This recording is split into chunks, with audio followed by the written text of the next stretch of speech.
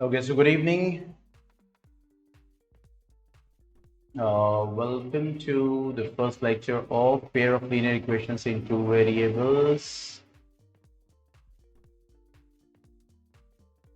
Okay.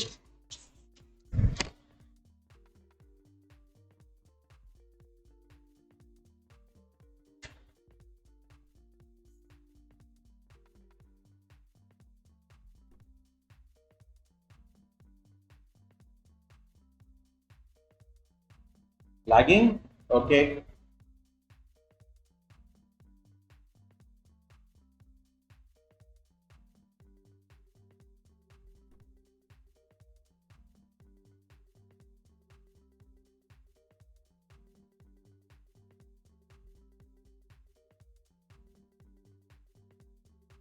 Now it's okay?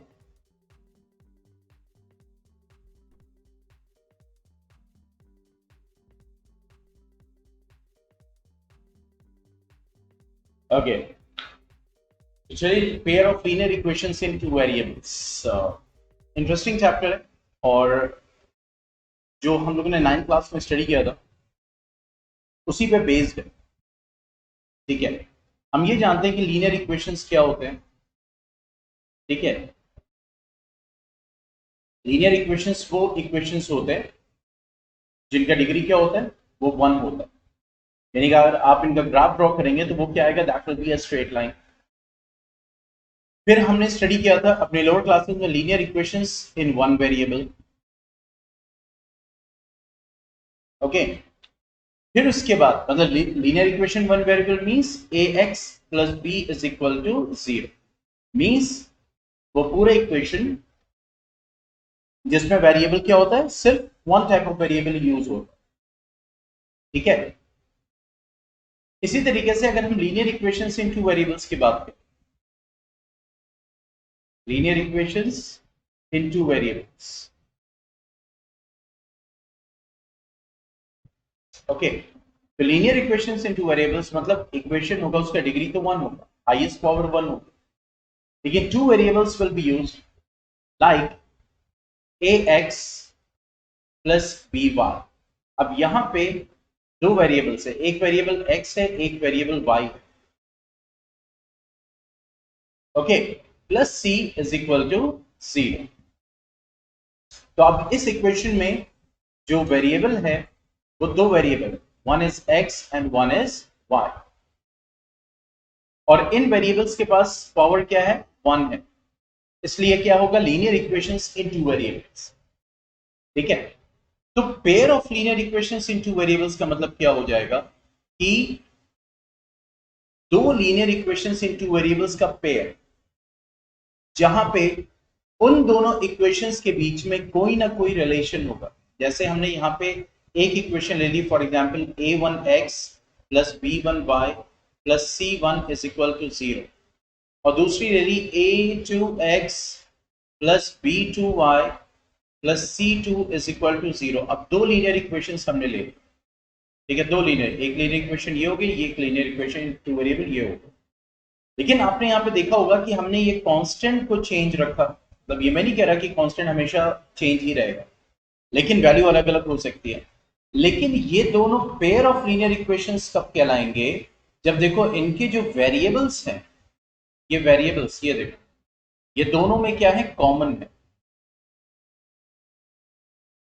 ठीक है. और हम ये जानते हैं कि जब भी कोई लीनियर इक्वेशंस या किसी इक्वेशन की वेरिएबल की आप वैल्यू निकालते हो, वेरिएबल की जो भी वैल्यू निकालते हो उसको हम सॉल्यूशन कहते हैं. यस और नो?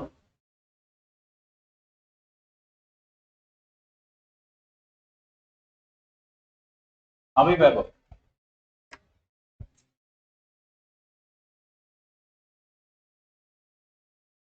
ठीक है.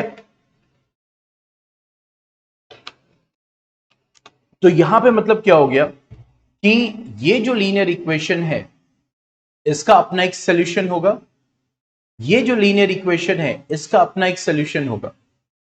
लेकिन ये दोनों लीनियर इक्वेशंस पेयर में कब कहलाएंगे, ये नहीं कि जरूरी नहीं कि हर लीनियर इक्वेशन पेयर में हो. तो pair of linear equations in two variables के जो सॉल्यूशंस होंगे ये सॉल्यूशंस जो होंगे वो कॉमन होंगे, मतलब x की वैल्यू यहां भी सेटिस्फाई करेगी तो वो x की वैल्यू यहां भी सेटिस्फाई करेगी, y की वैल्यू यहां भी सेटिस्फाई करेगी तो वो y की वैल्यू यहां भी सेटिस्फाई करेगी। तब ये जो है पेयर ऑफ यानी लीनियर इक्वेशंस इनटू वेरिएबल्स, ये pair of linear equations in two variables कहलाएंगे। बात समझ में आ रही है?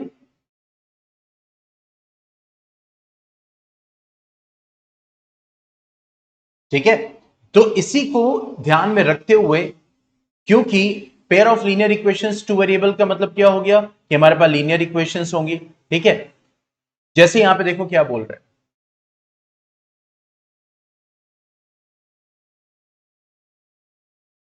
ठीक है, यहां पे देखो, so every solution of the equation is a point on the line representing it। मतलब जब आप इसी लीनियर इक्वेशन का ग्राफ ड्रॉ करते हो, आपने एक ग्राफ ड्रॉ किया फॉर एग्जांपल, और एक ग्राफ ऐसे बन के आए, मतलब ये क्योंकि स्ट्रेट लाइन है मतलब लीनियर इक्वेशन का ग्राफ है, तो इस ग्राफ पे जो जो पॉइंट होगा,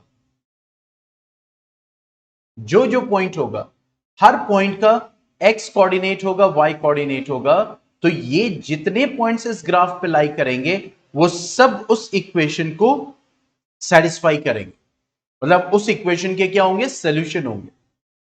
ठीक है, तो वही बात यहां पे ही कह रहे हैं कि every solution of the equation is a point on the line representing it, यानी जो उस लाइन रिप्रेजेंट कर रहा है वो सोल्यूशन, वो इक्वेशन, तो उसके ऊपर जो जो पॉइंट है, उसके ऊपर जो जो कोऑर्डिनेट्स हैं, उसके वैल्यू उसका क्या होगा, सोल्यूशंस होंगे। ठीक है, अब देखो, each solution, each solution xy of a linear equation in two variables, देखो ये linear equation two variable है, that is general equation, that is ax plus by plus c is equal to 0, so correspond to a point on the line representing the equation and vice versa। अब इस equation से आपने graph draw किया, ये एक straight line आई, अब इसके ऊपर ये पॉइंट है, इस पॉइंट की अपनी एक x की वैल्यू होगी, एक y की वैल्यू होगी, तो ये x की वैल्यू इसको सेटिस्फाई करेगा, y की वैल्यू इसको सेटिस्फाई करेगा। ठीक है, तो इस इक्वेशन का जो ग्राफ होगा उसके ऊपर जो भी पॉइंट होंगे, उसके जो भी कोऑर्डिनेट्स होंगे, वो उस इक्वेशन को क्या करेंगे, सेटिस्फाई करेंगे। और याद करो पॉलिनोमियल में भी हमने यही डिस्कस किया था। ठीक है, now consider equation 1 and 2 given above, these equations taken together represent the information, these two linear equations that same two variables x and y, यानी ये दोनों इक्वेशन है x और y में, वही जो हमने डिस्कस किया। Equations like these are called pair of linear equations in two variables. देखो, यानी ऐसी इक्वेशंस को हम पेयर में बोलेंगे। क्यों पेयर में बोलेंगे, क्योंकि इन दोनों इक्वेशंस में x और y की वैल्यू क्या होगी, वो दोनों इक्वेशंस में सेटिस्फाई करेगी। यानी x2 और y3 आया है तो ये दोनों इक्वेशंस में सेटिस्फाई करेगा, तब जाके ये दोनों इक्वेशंस क्या कहलाएंगी, pair of linear equations in two variables कहलाएंगी।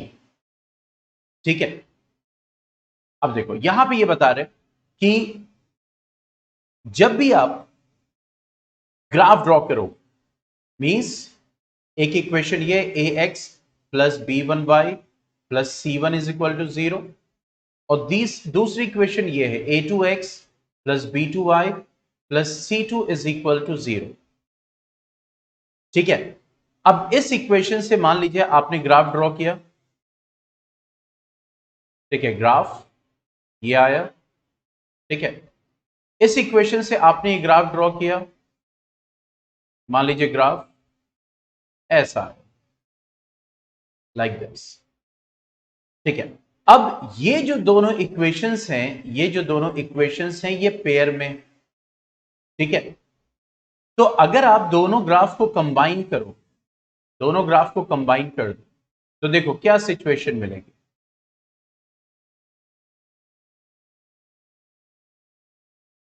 ये सिचुएशन मिलेगी, यस और नो, अगर इन दो ग्राफ को आपने कंबाइन कर दिया।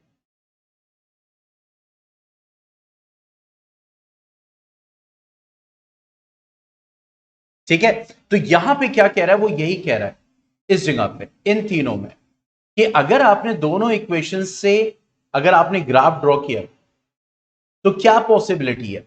एक पॉसिबिलिटी यह है कि दोनों इक्वेशंस के ग्राफ एक दूसरे को इंटरसेक्ट करें।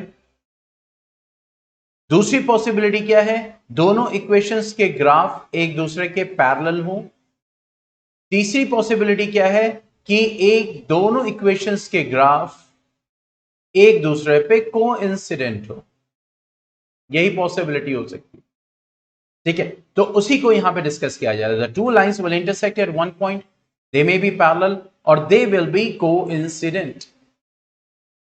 ठीक है, तो या तो वो इंटरसेक्ट करेंगे, या तो वो पैरेलल होंगे, या तो वो कोइंसिडेंट होंगे। यही तीन सिचुएशंस आपको मिलेंगी किसमें, लीनियर इक्वेशंस के जब आप ग्राफ ड्रॉ करोगे। और खास करके ये देखो यहां पे ये बोलता है या तो इंटरसेक्ट करेंगे, या तो पैरेलल होंगे, या तो आपको कोइंसिडेंट मिलेंगे। ठीक है, अब दो चीजें हैं। ठीक है, एक तो लीनियर इक्वेशंस को सॉल्व करना, पेयर ऑफ लीनियर इक्वेशंस को सॉल्व करना। दूसरा ज्योमेट्रिकल, तो ज्योमेट्रिकल प्रैक्टिस करेंगे। ज्योमेट्रिकल मैं सारे क्वेश्चंस का नहीं करवाता, ज्योमेट्रिकल्स आपको प्रैक्टिस करना होगा, क्योंकि एक ग्राफ को ड्रॉ करने में बहुत टाइम लगता है। ठीक है, लेकिन मैं ये जानना चाहूंगा कि ज्योमेट्रिकल वे का आपको आइडिया है,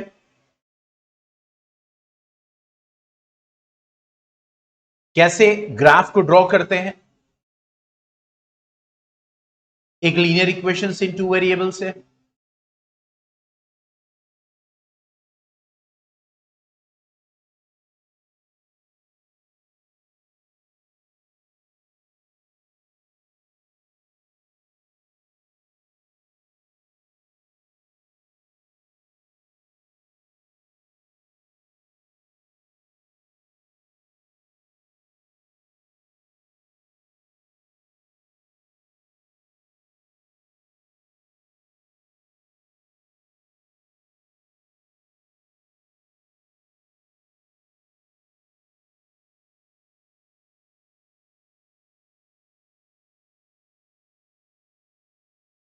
अब देखो यहां पे हम एक लीनियर इक्वेशन लेते हैं और एक ग्राफ बनाने की कोशिश करते हैं। ठीक है, जैसे 2x 2x plus 3y is equal to 5, ये linear equation in two variable. अब इसका हमें ग्राफ ड्रॉ करना है।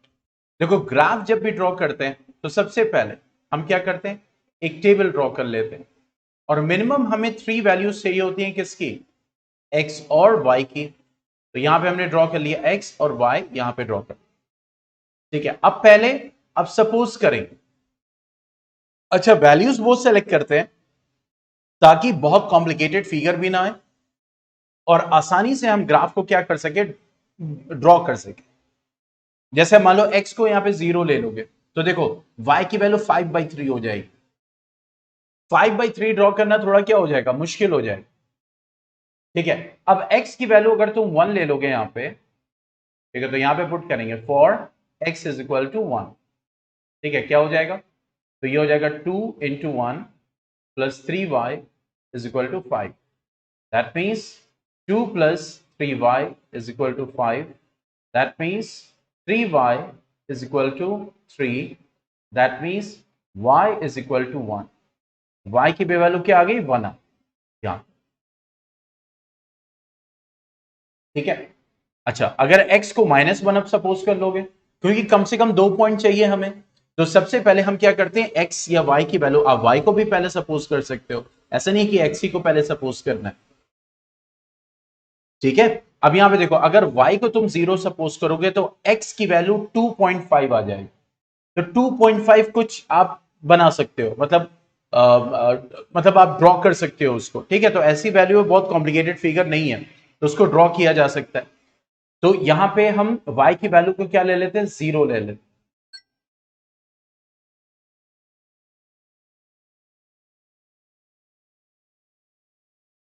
ओके, सेकेंड की अगर बात करें तो y को हमने क्या ले लिया, 0। तो y को जब 0 ले लेंगे तो 2x plus 3 into 0 is equal to 5। That means x is equal to, okay, 5/2। तो x की वैल्यू क्या आ गई, 5/2 आ गई। ठीक है, तो हम यहां पे 2 पॉइंट्स को कंसीडर कर रहे हैं। अब क्या करेंगे, अब हम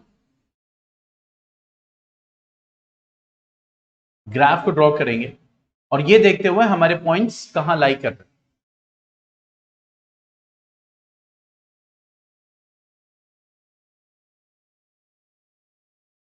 जैसे यहां पे देखो x की वैल्यू 115/2 है, तो उतनी वैल्यूज लेंगे जो हम ड्रॉ कर सके।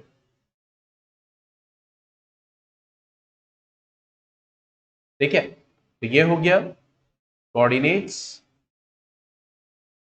ये हो गया ओरिजिन, यहां पे 0 कर देंगे। अब यहां मार्क करेंगे 1, ये हो जाएगा 2, ये हो जाएगा 3, ये हो जाएगा 4, this will be 5, this will be 6, यहां पे मार्क करेंगे -1 और ये हो जाएगा x, x dash, y, y dash.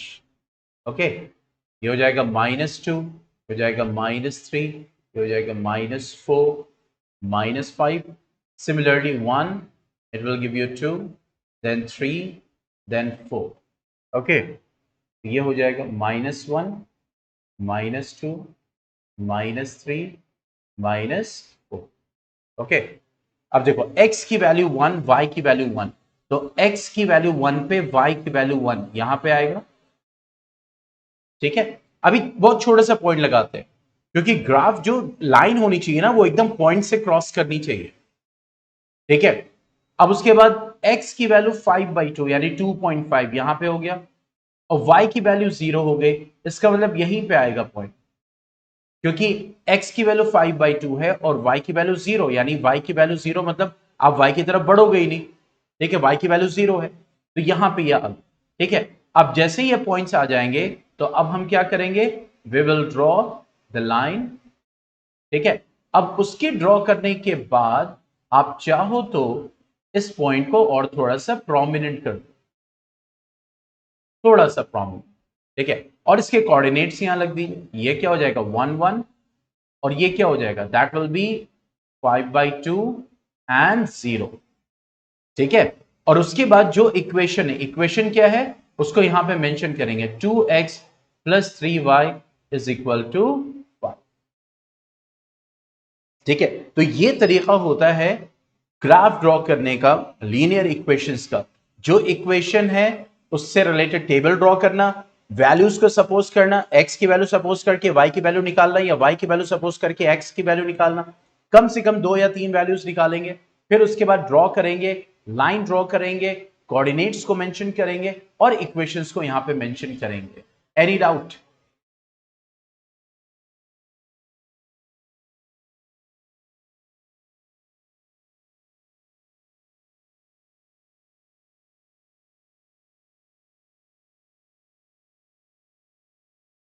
ठीक है, तो ठीक इसी तरीके से जितनी भी लीनियर इक्वेशंस होंगे,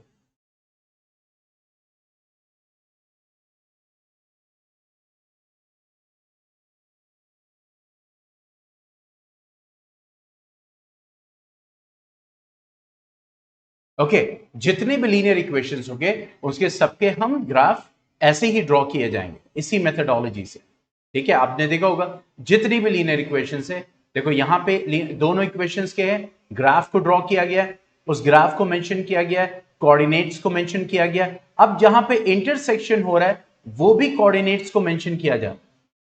ठीक है, क्योंकि अब मान लो ये ग्राफ x - 2y = 0 है, इसका ग्राफ है, ये बहुत क्लियरली मेंशन होना चाहिए।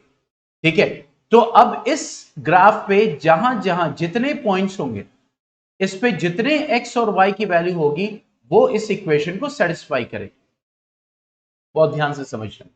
इसी तरह ये वाला जो ग्राफ है 3x + 4y = 20 का ग्राफ है, इस ग्राफ पे जितने पॉइंट्स होंगे उस पे जो भी x और y के वैल्यूज होंगी वो इस ग्राफ को सेटिस्फाई करेगा, सिर्फ सॉरी इस इक्वेशन को सेटिस्फाई करेगा। अब जहां पे ये दोनों इंटरसेक्ट कर रहे हैं, ये अब देखो यहां पे एक ही इंटरसेक्शन पॉइंट है इन दोनों के बीच में, तो यहां पे ये इंटरसेक्ट कर रहे हैं, यहां पे जो x की y की वैल्यू होगी ये इन दोनों इक्वेशंस को सेटिस्फाई करेगा, और यही इन दोनों इक्वेशंस का सॉल्यूशंस कहलाएगा।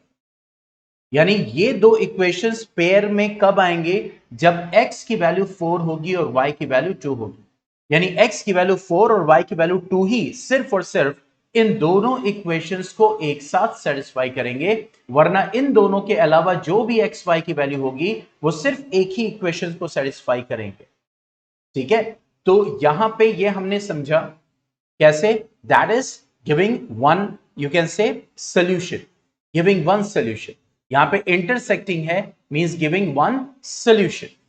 ओके, इसी तरह से नेक्स्ट इन्होंने एक एग्जांपल दिया है, ठीक है, इसका कन्वर्जन भी हम जब न्यूमेरिकल सॉल्व करेंगे तो उसमें करेंगे कि भाई Romila went to stationery shop, और किसी भी वेरिएबल को निकालने का एक ही कॉन्सेप्ट होता है, जो भी आपको क्वेश्चन में फाइंड आउट करना है वो आपका वेरिएबल है। जैसे यहां पे क्या बोल रहा है, Romila went to stationery shop and purchase 2 pencils and 3 erasers for ₹9। 2 pencil खरीदा, 3 इरेजर्स खरीदा, ठीक है, और हर फ्रेंड सोनाली जो है उसने 4 पेंसिल 6 इरेजर खरीदा ऑफ द सेम काइंड। तो कह रहे represent this situation algebraically and graphically. अब देखो, 2 पेंसिल खरीदा लेकिन पेंसिल कितनी की थी आपको नहीं पता, टोटल आपने ₹9 पे किया, ठीक है, तो पेंसिल कितने की थी उसको हमने ₹X मान लिया, इरेजर कितने का था हमने उसको ₹Y मान लिया, तो जाहिर सी बात है नंबर ऑफ पेंसिल इनटू पर pencil, that will give you total cost of pencil, basic सा कॉन्सेप्ट है, ठीक है। तो 2x plus 39 plus 3y is equal to जो 9 है वो हमारा क्या हो जाएगा, इस सिचुएशन की इक्वेशन बन के रेडी हो जाए, यानी 2 pencils into x plus 3 pencils into y, 3 erasers into y is equal to 9, ठीक है। तो जब इन दो इक्वेशंस का ग्राफ ड्रॉ किया गया तो देखो हमें ये सिचुएशन मिली, यानी हमें बजाहिर एक ही ग्राफ दिखाई दे रहा, लेकिन यहां पे दो, ये ग्राफ दो इक्वेशंस का, ये ग्राफ इस इक्वेशन का भी है और ये ग्राफ इस इक्वेशन का भी है, ठीक है, मतलब दोनों इक्वेशंस के ग्राफ कोइंसिडेंट हो रहे हैं। और देखो कोइंसिडेंट पहचानने का सबसे अच्छा तरीका है आप उनके कांस्टेंट का रेशियो देख लो बस, ठीक है, वो हम आगे समझेंगे, ठीक है। तो यहां पे वही चीज है कि दोनों इक्वेशंस का ग्राफ एक ही है, तो इसका मतलब यह हो गया कि इस ग्राफ पे जितने भी x और y के कोऑर्डिनेट होंगे, जितने भी, वो इन दोनों को सेटिस्फाई करेंगे। बात समझ में आ रही है, पिछले वाले में जहां पे इंटरसेक्शन हो रहा था वही पॉइंट सिर्फ दोनों को सेटिस्फाई करेगा, लेकिन यहां पे कोइंसिडेंट हो रहे हैं, हर पॉइंट एक दूसरे से इंटरसेक्ट कर रहा है, तो इस वजह से यहां इस ग्राफ का हर पॉइंट इन दोनों इक्वेशंस को सेटिस्फाई करेगा। Got the point?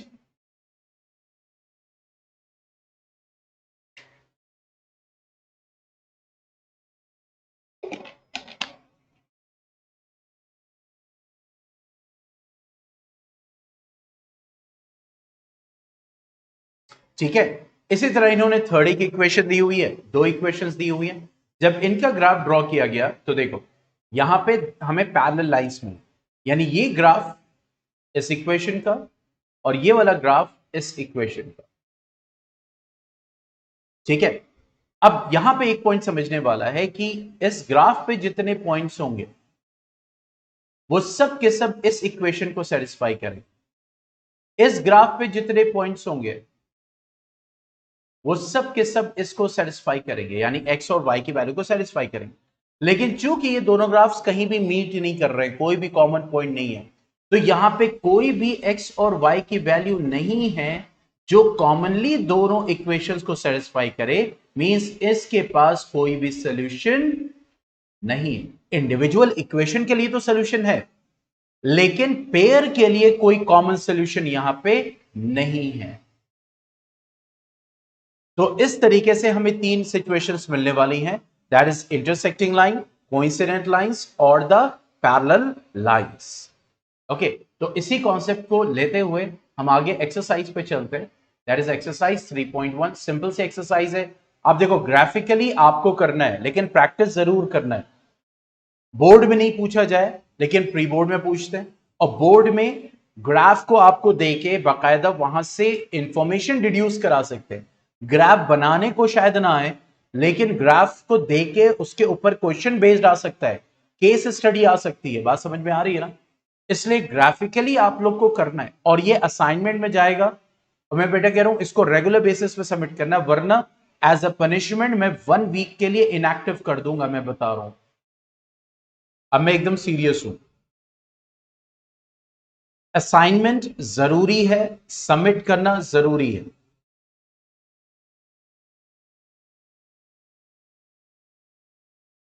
ठीक है, तो यहां पे वही चीज है, पहला आता है एक्सरसाइज 3.1 पे। पहला क्वेश्चन क्या बोल रहा है? Aftab tales his daughter that 7 years ago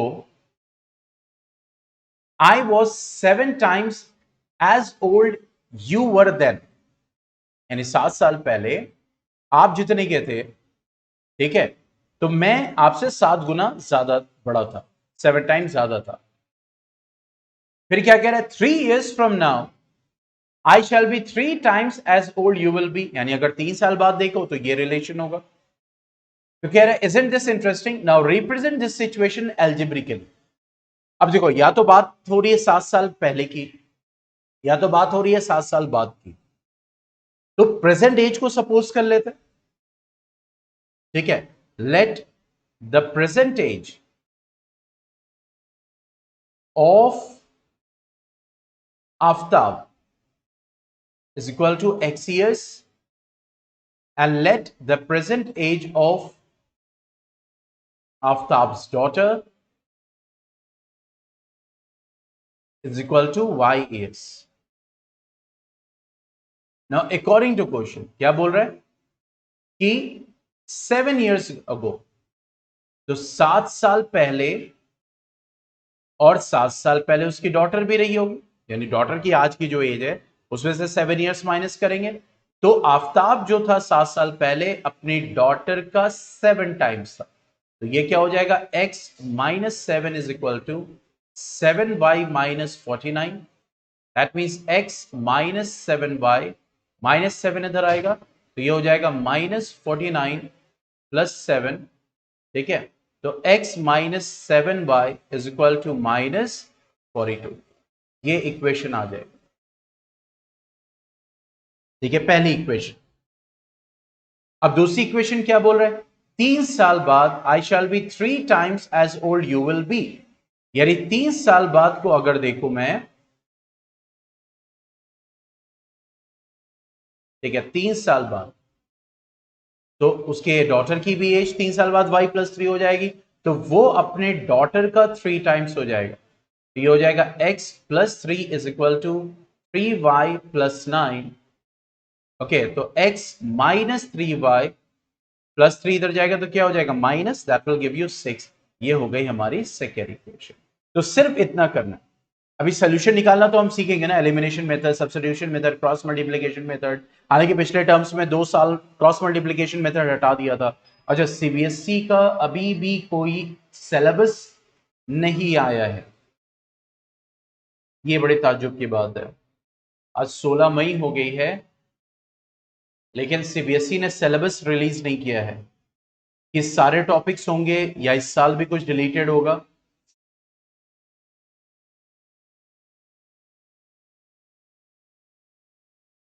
आप लोग के स्कूल में कोई सिलेबस दिया गया है?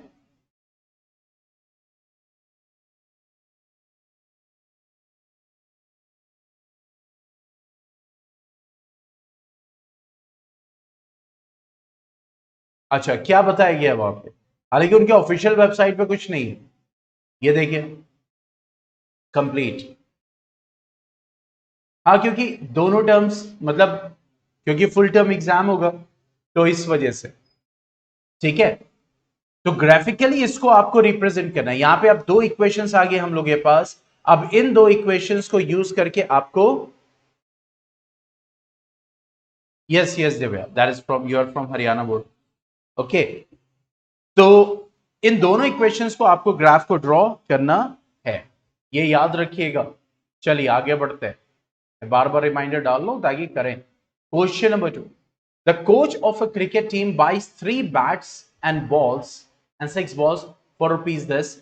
Later she buys another bat and 2 more balls of the same kind। Represent this situation algebraically and geometrically। ठीक है, तो यहां पे वही चीज है कि let the price of one ball, पहले बैट है, बैट ले ले। तो सेकंड क्या बोल रहे हैं? Let the price of one ball, one bat is equal to rupees X. Let the price of one ball is equal to rupees Y. देखो दो वेरिएबल लेके सॉल्व करना तो बहुत आसान है, लेकिन जो हमारा अगला चैप्टर होगा क्वाड्रेटिक इक्वेशन जो है, उसमें जब वो पढ़ते हैं ना, क्योंकि बहुत सारे ऐसे वर्ड प्रॉब्लम होते हैं जो क्वाड्रेटिक इक्वेशन से भी सॉल्व हो सकते हैं, लीनियर इक्वेशन टू वेरिएबल से भी सॉल्व हो सकते हैं, तो वहां पे आप लोग कंफ्यूज होते हो कि pair of linear equation use करना है कि क्वाड्रेटिक इक्वेशन यूज करना है। तो मैं अभी से बता रहा हूं, क्योंकि जब आप क्वाड्रेटिक इक्वेशन पढ़ने लगते हैं तो फिर बहुत सारे ऐसे क्वेश्चन होते हैं वर्ड प्रॉब्लम में, मैं बता रहा हूं, जो कॉमन होते हैं, मतलब उनका कॉन्सेप्ट सेम होता है। सो इट्स क्वाइट डिफिकल्ट कि आप कैसे उसको अरेंज कर सकते, कैसे उसको सॉल्व कर सकते। सो let the price of one bat, ये हो गया। नाउ अकॉर्डिंग टू क्वेश्चन क्या हो जाएगा? That will B 3 bats and 6 balls. 3 bats and 6 balls will be equal to 3900. अब देखो यहां पे कॉमन हो जाएगा तो x कॉमन ले लेंगे, ये हो जाएगा फर्स्ट इक्वेशन। ठीक है, अब सेकेंड क्या बोल रहा है? She buys another bat and 2 more balls of the same kind. फिर एक बैट और 2 बॉल फिर खरीदा। ठीक है, एक बैट और 2 बॉल फिर खरीदा, कितने का? 1300 रुपए का। अब यहां पे कुछ भी कॉमन नहीं है, तो ये हमारी क्या हो जाएगी? सेकेंड इक्वेशन हो जाएगी। That's it. 3 बॉल्स कहां है?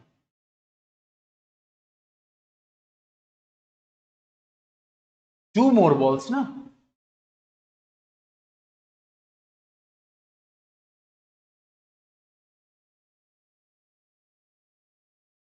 दिव्या 3 बॉल कहां पर? अच्छा, आपके बुक में 3 लिखा हुआ है, एनसीईआरटी है। ये कैसे दो दो एनसीईआरटी? मिस टाइप नहीं, कोई बात नहीं, वो भी सही हो सकता है। ठीक है, अब इसको इन दोनों इक्वेशन से आप ग्राफ ड्रॉ कर लेंगे। पहले इस इक्वेशन का टेबल ड्रॉ करेंगे और उसको सॉल्व करेंगे, फिर इस इक्वेशन का टेबल ड्रॉ करेंगे, उसको सॉल्व करेंगे। ठीक है, अब आते हैं next, that is third one. क्या हो जाएगा? क्या बोल रहे हैं? The cost of 2 kg apples and 1 kg grapes on a day was found to be rupees 160. After a month, the cost of 4 kg apple and 2 kg grapes. अब देखो, अब यहां पे एप्पल और ग्रेप का कॉस्ट कितना? 1 kg का ही consider किया जाएगा। सो let the cost of 1 kg apple is equal to rupees X. Let the cost of 1 kg grapes is equal to rupees Y. Now, according to question, क्या हो जाएगा? That will be 2 kg of apples means 2x and 1 kg of grapes, that is y, that will be equal to 160. ठीक है, अब कुछ common नहीं है, ये हमारी फर्स्ट इक्वेशन हो जाएगी। सेकेंड इक्वेशन क्या बोल रहा है?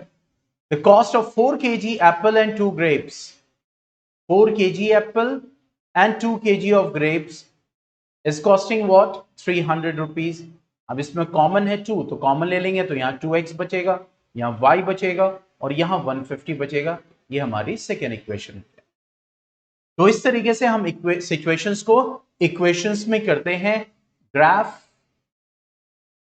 ठीक है, ड्रॉ करना है। Now coming to the next one, graphical method of pair of linear equations.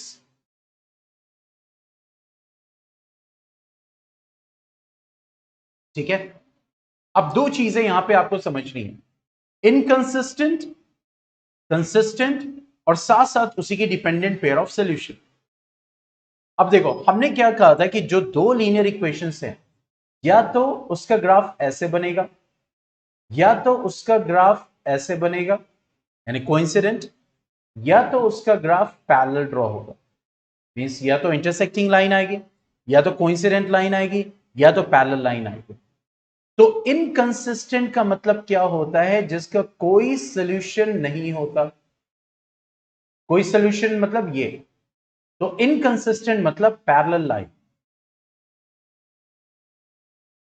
Okay, next one, consistent कौन होता है? जिसके सोल्यूशन होता है। देखिए अब बच्चे बहुत ज्यादा कंफ्यूज होते हैं, विच हैज अ सोल्यूशन, यानी एक उसका सोल्यूशन है, एक सिर्फ यही होगा, ये वाला, ठीक है। लेकिन इसके आगे पढ़ो, a pair of linear equations which are equivalent has infinitely many solutions like this, such a pair is called dependent pair of linear, यानी ये डिपेंडेंट पेयर कहलाएगा। क्या कहलाएगा? Dependent pair. And note that a dependent pair of linear equations is always consistent, मतलब ये भी consistent होगा। बात समझ में आ रही?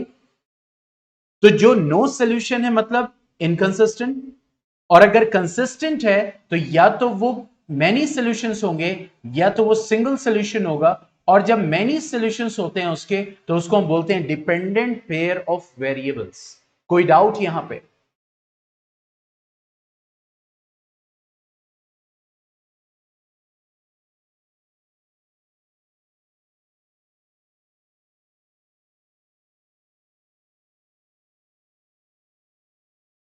ठीक है,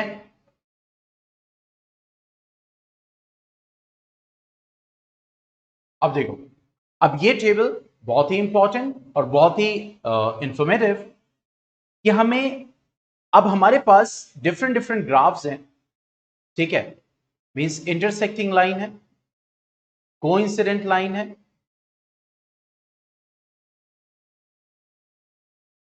या फिर parallel line. Okay, intersecting line, coincident, या फिर पैरेलल। ये दोनों ग्राफ्स दो लीनियर इक्वेशन से ही मिलेंगे, a2x plus b2y plus c2 is equal to 0। यहां पे अगर आप देखें तो इन दोनों इक्वेशंस के कांस्टेंट होंगे, और अगर आप इन दोनों इक्वेशंस के कांस्टेंट का रेशियो लोगे तो यही सारी बातें समझ में आ जाएंगी। ग्राफ से तो समझ में आएगा, ग्राफ दिख जाएगा, लेकिन ये ग्राफ कौन सा आने वाला है इससे हमें समझ में आ जाए। ठीक है, क्या मतलब? अगर a1 by a2 ratio b1 by b2 के इक्वल है ही नहीं, c1 बाई c2 पे जाने की जरूरत ही नहीं, means a1 by a2 is not equal to b1 by b2, that means it is intersecting, means it is having only one solution. इसका सिर्फ एक ही सॉल्यूशन होगा, एक ही x और y की वैल्यू होगी जो दो इक्वेशंस को सेटिस्फाई करेगी। ठीक है, दिस वन, ये जो इंटरसेक्शन पॉइंट होगा ये वन। तो इंटरसेक्टिंग लाइन आने वाली, इन दो इक्वेशंस का ग्राफ आने वाला है, यह हमें कैसे पता चलेगा? उसके कांस्टेंट से। तो a1 by a2 is not equal to b1 by b2 है, तो 100% वन सोल्यूशन है, और ऑब्वियसली ये क्या होगा? कंसिस्टेंट होगा। क्या होगा? कंसिस्टेंट होगा। ठीक है, सेकंड पे आप, सेकंड क्या बोल रहे हैं?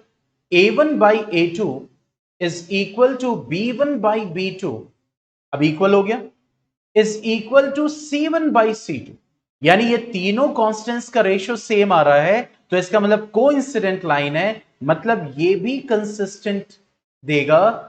और कैसा होगा? Dependent pair of solutions.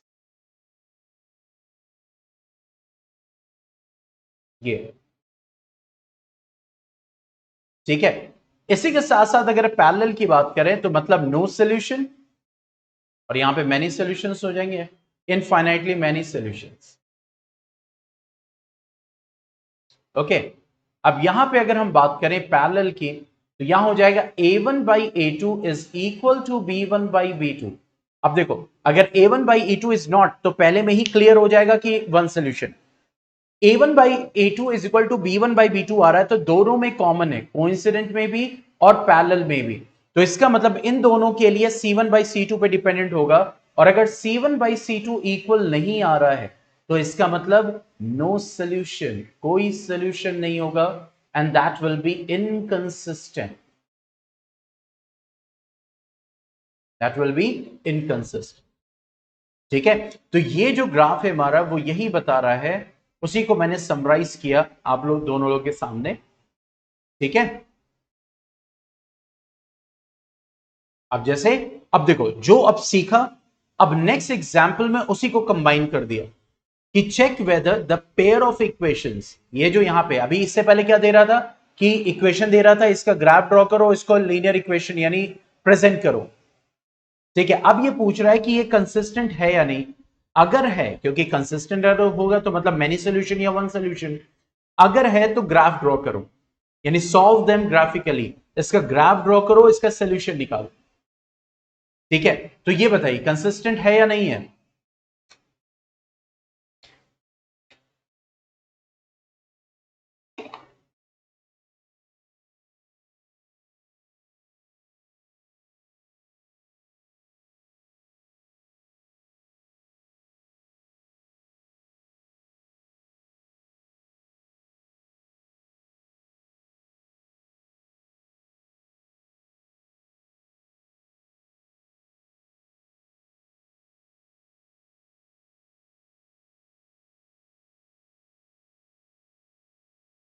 हाँ भाई,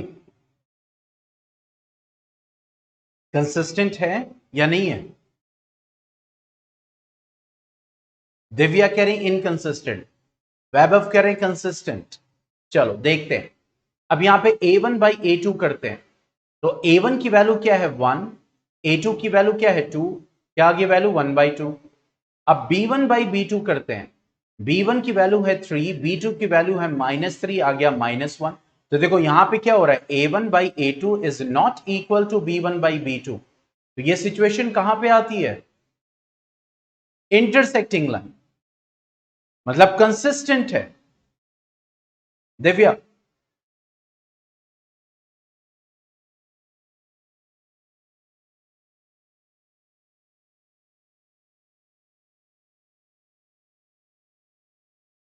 हाँ भाई,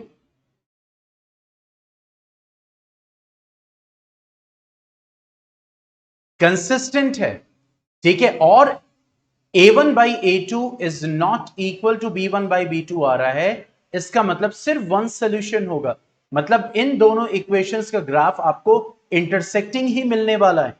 तो अब नेक्स्ट स्टेप में क्या करेंगे, तो देखो दोनों इक्वेशंस के लिए अलग अलग टेबल ड्रॉ किया और हमने एक ही ग्राफ पे दोनों ग्राफ्स को ड्रॉ किया, ठीक है।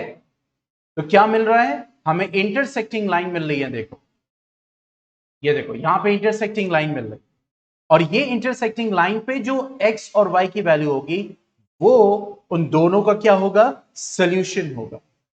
बात समझ में आ गई दिव्या कि अभी भी कंफ्यूजन है।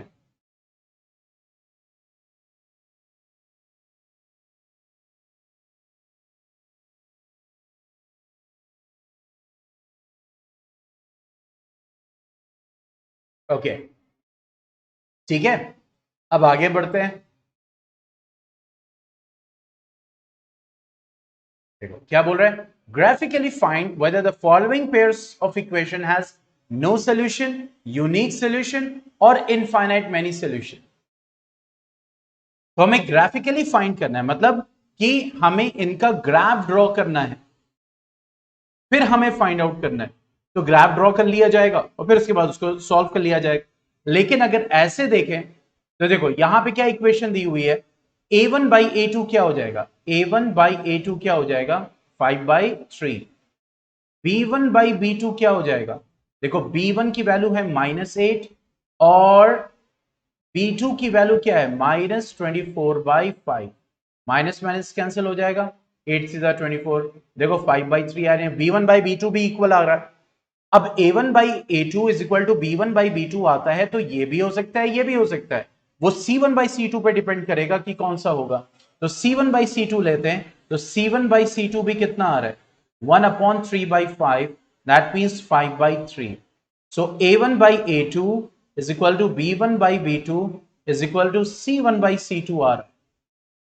तो क्या होगा, कौन सा ग्राफ क्या आने वाला है, yes, these both graphs will be having infinite many solution. Okay, many solutions it will be having. Okay, example 6 में भी यही है, क्या बोल रहा है, Champa went to a sale to purchase some pants and skirts. When her friend asked how many of each she had bought, he answered, the number of skirts is 2 less than twice the number of pants purchased. Okay. Also, the number of skirts is 4 less than 4 times the number of pants purchased. Help her friends to find how many pants and skirts Champa bought. काफी अच्छी mathematician भी. Okay, तो चलो इस example के पहले हम equations को बनाते हैं. तो यहां पे क्या आ जाएगा? लेट द नंबर ऑफ, क्या था? Skirts. Let the number of skirts bought is equal to X, and let the number of pant bought is equal to Y. अब क्या बोल रहा है? According to equation, the number of skirts is 2 less than twice the number. देखो, number of skirts is 2 less, मतलब -2. 2 less मतलब इसके लिए माइनस यूज होगा, इसके लिए 2 यूज होगा. ठीक है, तो 2 लेस हम करेंगे तो -2 कर देंगे. Then twice the number of pants purchase, जितना पैंट परचेज किया गया था उसका ट्वाइस, ये इक्वेशन आ जाएगी. So x - 2y is equal to -2. ये इक्वेशन बनेगी. कोई कंफ्यूजन इक्वेशन बनाने में?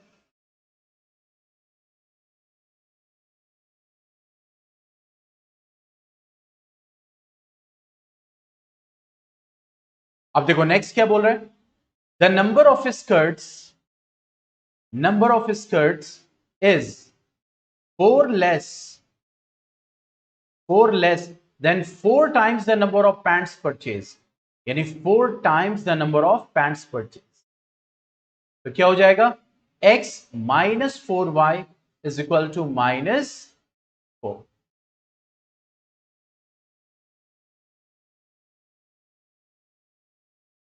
ओके, तो इस तरीके से दोनों इक्वेशंस हमें मिल जाएंगे. x - 2y is equal to -2. ठीक है, यहां पे इन्होंने पैंट्स को x माना है, स्कर्ट को y माना है, उल्टा. और मैंने स्कर्ट को यहां पे x माना है और पैंट को y माना है. मैंने इसलिए किया जानबूझ के, ताकि आपका माइंडसेट फिक्स ना रहे. यहां चलो बस यही है, इसके अलावा कुछ नहीं. सपोजिशन कॉन्सेप्ट इंपॉर्टेंट है. ठीक है, अब उसके बाद जब इक्वेशंस आ गए, अब ग्राफ ड्रॉ कीजिए. ग्राफ आपको मिलेगा और उसके बाद x और y की वैल्यू. तो हमने इक्वेशंस बनाए, लेकिन हम सीधा ग्राफ देखते हैं. तो ग्राफ से मुझे यहां पे एक इंटरसेक्शन पॉइंट दिख रहा है, जिसकी x की वैल्यू आ रही है 1 और y की वैल्यू क्या आ रही है? 0. ठीक है, तो x तो हमने सपोज किया था नंबर ऑफ स्कर्ट्स बॉट, और y सपोज किया था नंबर ऑफ पैंट्स बॉट. तो x की वैल्यू 1 आ रही है, मतलब उसने एक स्कर्ट खरीदा और कोई भी पैंट नहीं खरीदी है, क्योंकि यहां पे x और y क्या है? ये उसके सोल्यूशन है. और सोल्यूशन मतलब उस इक्वेशन का एक्स वाई, और एक्स वाई मतलब कि skirts and pants bought. Okay, तो ग्राफ से हमने पता लगा लिया क्या सोल्यूशन है. Okay, so she purchase 1 pant and she did not buy any skirt. That's it. अब आते हैं एक्सरसाइज 3.2. क्या बोल रहा है? Now, from the pair of linear equations in the following problems, find their solutions graphically. अब भैया ग्राफिकली ही solution निकालना है. अब स्कूल का वर्क है तो ये तो आपको ग्राफिकली करना ही होगा. ठीक है, आपको इक्वेशंस बनानी है, उसका ग्राफ ड्रॉ करना है, और ग्राफ से आपको सोल्यूशन निकालना है, जैसा कि हमने यहां पे किया. ये वाला जो किया,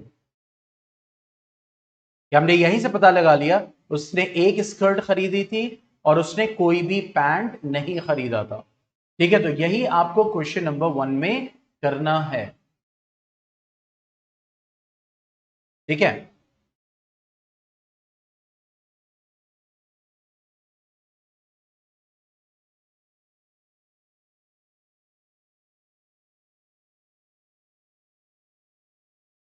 okay. Exercise 3.2.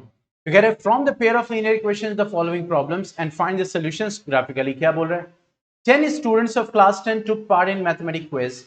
if the number of girls is 4 more than number of boys, find the number of boys and girls who took part in the quiz. अब यहां पे हमें एक्सरसाइज 3.2 तो फर्स्ट क्वेश्चन का first part number of boys girls की बात हो रही, so let the number of boys is equal to x and let the number of girls equal to y. ये हो गया.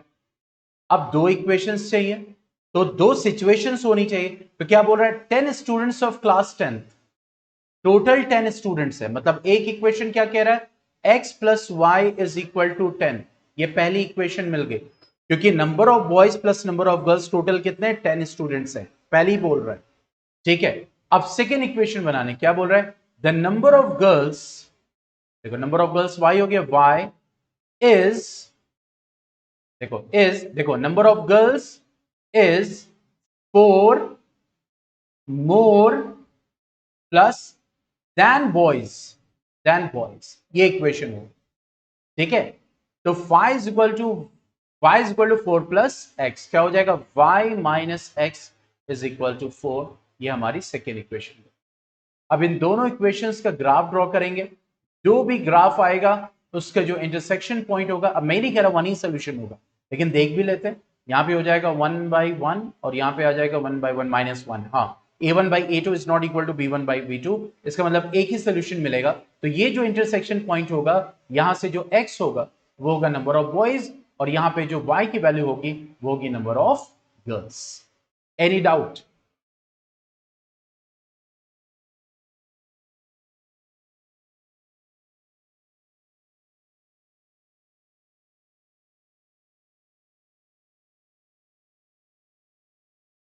सिमिलरली क्या बोल रहे हैं, 5 pencils and 7 pens together cost 50. अब पेंसिल को x मान लो, पेन की कॉस्ट को y मान लो. तो यहां पे क्या आ जाएगा, 5x plus 7y is equal to 50, पहली equation. 7x plus 5y is equal to 46, second equation. अब इसका ग्राफ बनाना है, उसके जो इंटरसेक्शन पॉइंट होगा, यहां पे भी देखो a1/a2 is not equal to b1/b2. तो इसका मतलब वन सोल्यूशन होगा, इंटरसेक्टिंग लाइन आएगी. तो वो जो इंटरसेक्टिंग लाइन आएगी उसके जो पॉइंट होगा उसमें x की वैल्यू हमें कॉस्ट ऑफ पेंसिल बताएगा और y की वैल्यू क्या बताएगा, that will be cost of pen. ठीक है. तो अभी जो आज हम लोगों ने पढ़ा है, ऑब्वियसली असाइनमेंट जाएगा, असाइनमेंट को कंप्लीट कीजिएगा, एक क्विक रिवीजन कीजिएगा. फिर उसके बाद हम आगे क्वेश्चंस में बढ़ेंगे. आगे की एक्सरसाइज इजी है. फिर उसके बाद हम सोल्यूशन निकालना सीखेंगे. ठीक है, कि कैसे हम सोल्यूशन निकालते हैं, substitution method, elimination method, cross multiplication method. और पहली बार हम इन तीनों मेथड्स को सीख लेते हैं, यानी पहली बार. अब उसके बाद जैसे जैसे आगे बढ़ते जाएंगे वैसे वैसे हम करते जाएंगे जो भी हमें क्वेश्चन कहता रहेगा. फिर हम वर्ड प्रॉब्लम्स पे आएंगे. ठीक है. एनीथिंग टू से? भाई दिव्या, कॉन्ग्रेचुलेशंस भाई, स्टार परफॉर्मर भी और इंस्टीट्यूट टॉपर भी माशाल्लाह.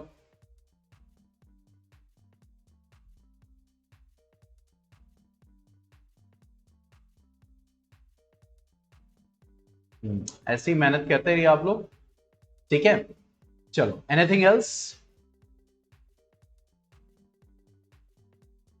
तो कल अब मिलेंगे, इसी के आगे प्रोसीड करेंगे. हाँ देखो, इजी जब भी लगे तो समझ लो तैयारी अच्छी है.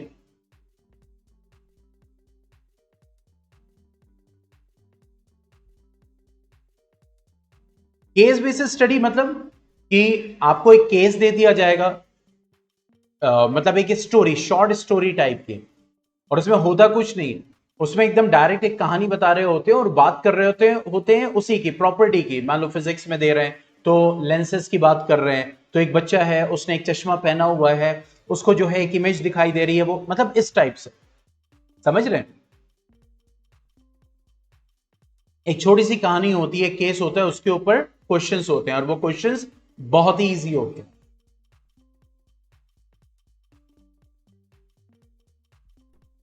करेंगे इंशाल्लाह, सारे क्वेश्चंस हम लोग सॉल्व करेंगे वन बाय वन.